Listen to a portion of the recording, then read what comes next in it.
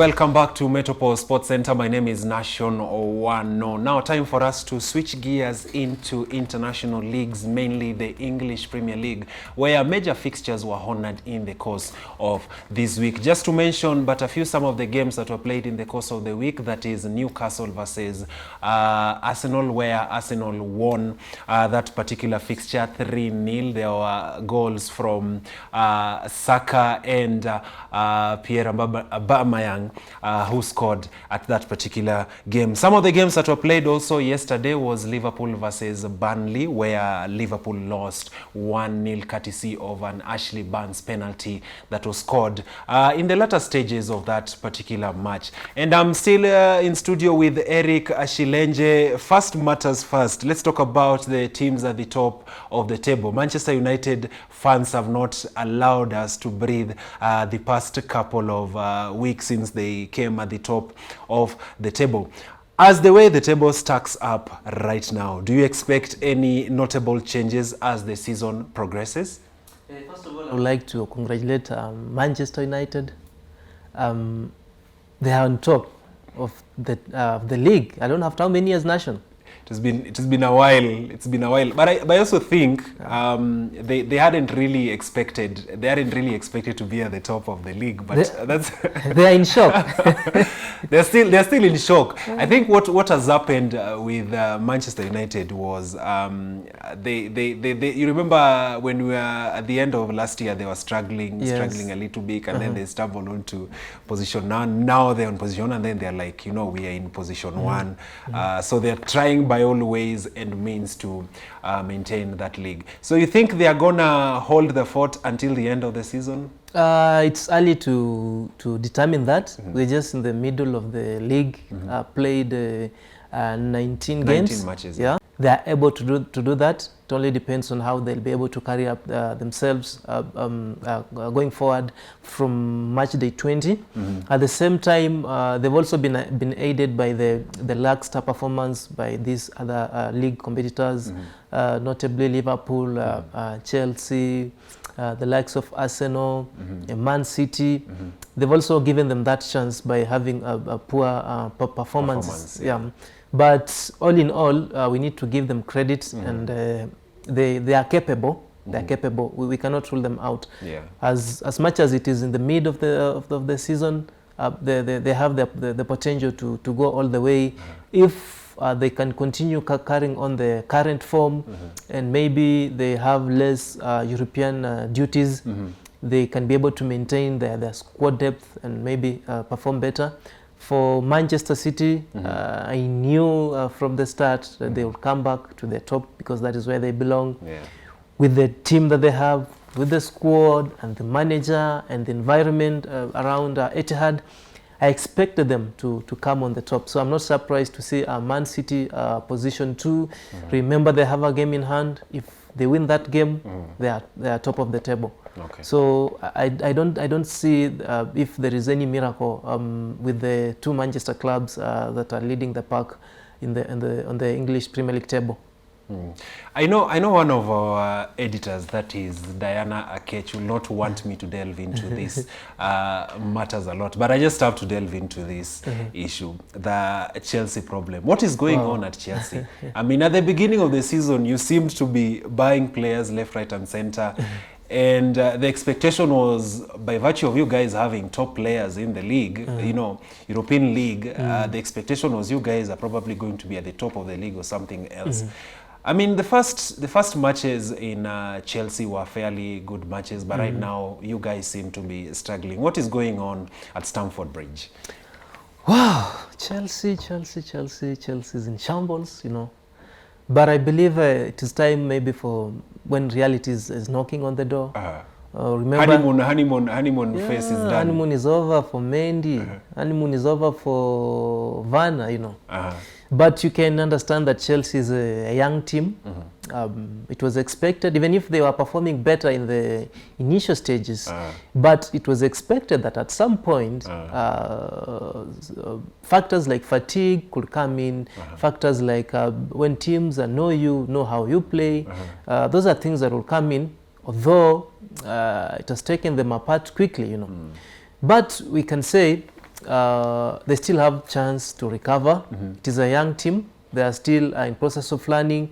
You can see that they signed so many players, and trust me, these 5 or 6 players coming into a team, that is a half team. Yeah. And Chelsea are fielding around 6 new players, sometimes 7, you know. So you can see that this is a team that will take quite some time to gel together, because the manager hasn't identified the right partnership, the right lineup, because he's trying so many formations, he's trying so many players in and out. And when you do that at this a league like Premier League, which is top level, top-notch Premier League, we are likely to have those mixed results. So I can expect that Chelsea will still struggle, but once they find their footing, they'll be back. They'll be back in the leading pack, possibly challenging for the top 4. But for now, they still experience some difficulties. But I think the question now is when. When is that? You've seen memes of God when. So until when will people continue waiting for? No. I believe within the season, Chelsea is no doubt a top team, you know.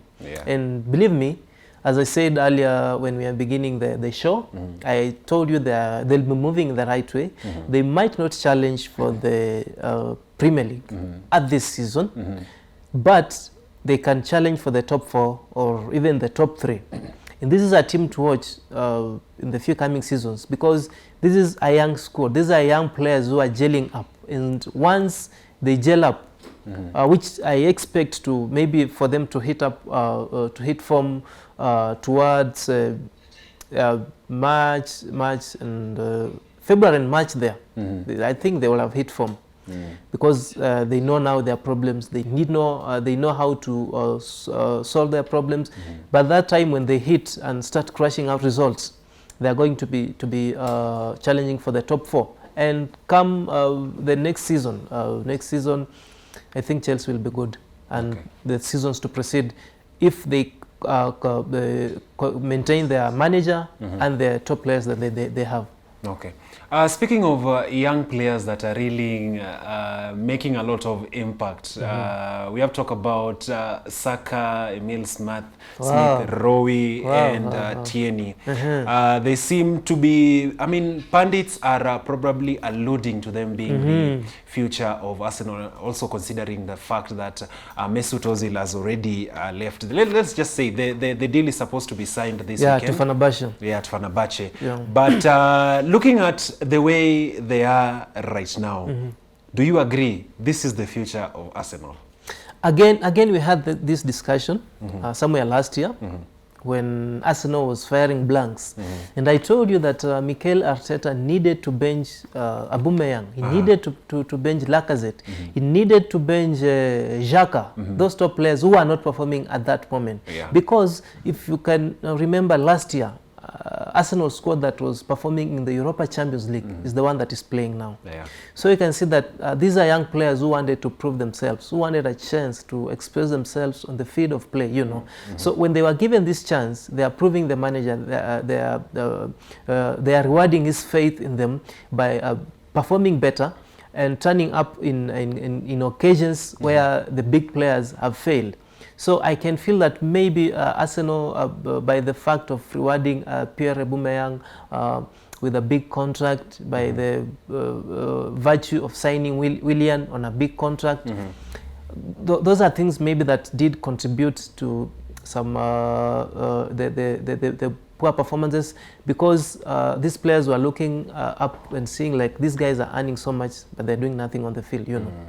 So when he was able to brave up and bench them and give these young players the likes of Saka, Tierney, the likes of Smith Rowe, these are young players who want to prove themselves, who want to have a number in the Arsenal team.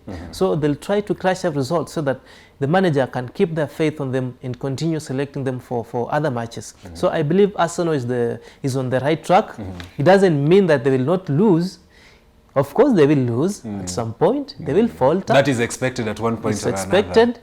But according to how the manager will now motivate them back into the game, they're going to do better. Okay. Yes. Quickly, as we wrap up the conversation about the European leagues, let's talk about the Italian Serie A as it starts right now. Juventus seem to be struggling very quickly as we wrap up the conversation. Sure. Juventus seem to be struggling. They were beaten by Inter Milan 2-0.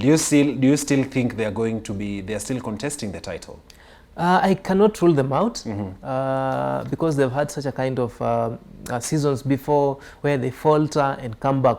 But this season seems to be a bit different because we have two Milan clubs at the top, Inter and AC Milan. Yeah. So they are really pushing Juve to their limits. They are performing better. And that's where now I have my fears for Juve, that they might not be able to come back again and reign as usual, because AC Milan is performing. They are scoring goals, and Inter Milan is also scoring and winning games. So mostly in seasons where Inter is competing with the AC Milan, Juventus really have no chance in that kind of race. Okay. Yes. Sawa. So we'll continue following up that conversation and see whether Juventus are going to win the league this season. So far, they've had a stellar performance in the league. They already won a cup in the middle of this week.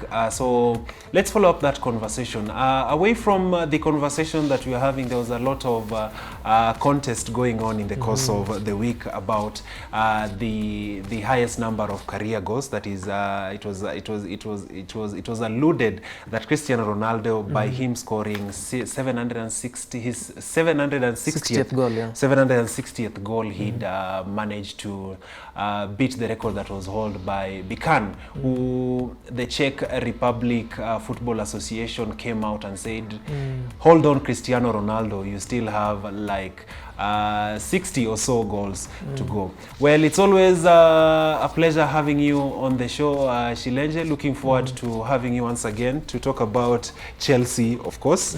But allow me to credit Cristiano Ronaldo. 760 official career goals. That is a huge milestone.